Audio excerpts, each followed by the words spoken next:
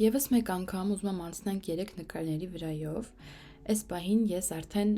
օրվա այլ ժամի եմ նայում դրանք առավոտյան, բայց մշակումները արել եմ երեկոյան, ուզում եմ ձեզ եվս մի խորհուրդ տալ, որ պարտադիր նույն օրը չուղարկեք նկարները, որովհետև լուսային, գունային մի փոքր տարբերվում են, երբ որ դուք մշակում եք երեկոյան ժամի մութ ժամանակ եւ երբ որ մշակում եք նկարները առավոտյան ժամի։ Ոնց էլ չլինի, որևէ փոփոխության կարիք լինում է, օրինակ այս նկարներում ես առավոտյան ժամի նկատում եմ, որ այս հատվածներում մի փոքր լուսավոր է, այսպես, եթե ուզում ենք շատ արագ լուծում գտնել դրան, կարող ենք դիմել արհեստական բանականությանը, պարզապես նշում ենք հատվածը և տալիս ենք գիներվից ու տեսնենք, թե ինչ կառաջարկի մեզ արհեստական բանականությունը, դա կարող ենք նաև փոփոխել գրիվի միջոցով, կարող ենք անել գունավորման միջոցով, տեսեք այս տարբերակը բավականին լավ է իմ կարծիքով, իդեպ ձեզ մոտ գույները մի փոքր գուցե տարբերվեն, ես վերջնական տարբերակները մշակված ձեզ կուղարկեմ կունենաք այն ֆայլի մեջ, հնարավոր է դուք ձեր համակարգչով նայեք և ձեզ համար էլի թերություններ լինեն, բայց հիմա ես անում եմ այն մակով ու ինձ համար այս գույները լուսավորությունը շատ լավ է։ Դրա համար նախապես եմ ասում, որ միգուցե ինչ-որ թերություն տեսնեք, հասկանաք, որ գուցե դա ձեր էկրանից է, ոչ թե կամ վիդեոյի որակից նույնիսկ կարող է լինել։ Այս տարբերակը, օրինակ, այստեղ շատ լավ է, անցնենք մյուսին, այստեղ էլ այս հատվածում եմ զգում, որ շատ լուսավոր է ստացվել, չնայած եթե չենք ուզում ձեռք տալ աշխատանքին, այսպես կարող ենք անել,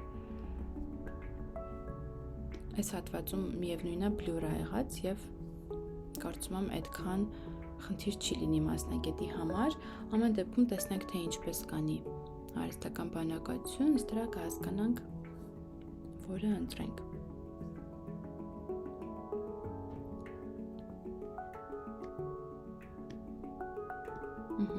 Նախ նայենք գույնին,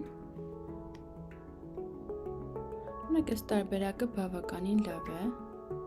իմ կարծիքով, սա էլ է լավ, փորձենք ընտրենք այն տարբերակը, որտեղ մազիկները հնարավորինս ավելի մոտ են օրիգինալ տարբերակին, ինձ թվում է այստեղ ավելի լավ է, ու նույնիսկ այսպես ավելի լավ է, որ կարճ են երևում, այսինքն ֆիքսացիան այս հատվածի վրա է, ու ինձ համար կարևոր է, որ այս լուսավորությունը վերանար, դա արդեն արեցինք։ Եվս մի բան եմ ուզում նշել, եթե կնկատեք 3 մշակումներն էլ տարբեր են, այստեղ ուրիշ ձև է երևում մաշկը, աշխատանքը, այստեղ լրիվ ուրիշ ձև, մի քիչ ավելի հարթ է ու ծավալներ այդքան էլ չկան, իսկ այստեղ ավելի տեքստուրնի է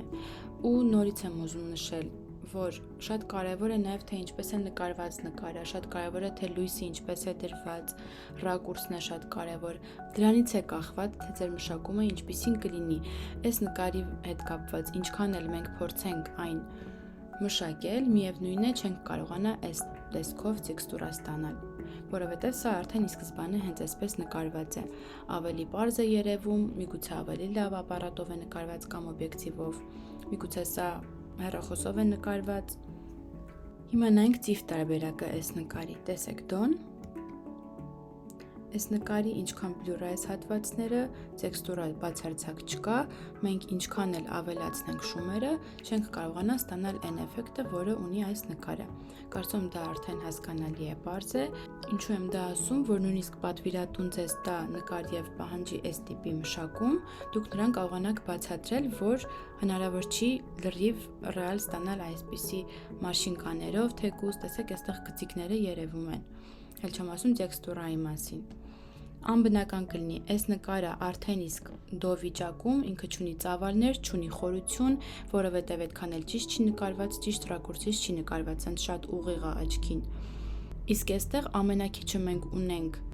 ֆոկուս, այսինքն հստակ ավելի երևում է աչքը, թարթիչները, աշխատանքը ավելի պարզ է երևում ի տարբերություն այս մի նկարի, որտեղ նույնիսկ աշխատանքը, տեսեք, բլյուր է արված։ Հնարավոր չի այս աշխատանքից ստանալ շատ կոնտրաստնի, շատ տեքստուրնի նկար։ Հնարավոր է չափի մեջ, բայց ոչ շատ, նորից եմ շեշտում։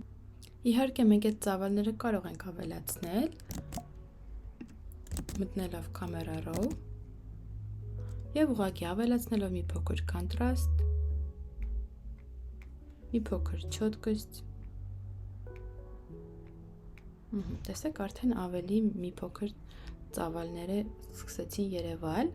բայց էլի նշում եմ եւս մեկ անգամ, որ այնպես ինչպես որ նկարված կլինի ավելի գրագետ, ճիշտ ռակուրսից, այդ ձևով մենք չենք կարողանա ստանալ։ Այնպես որ խնդրում եմ սա հաշվի առեք,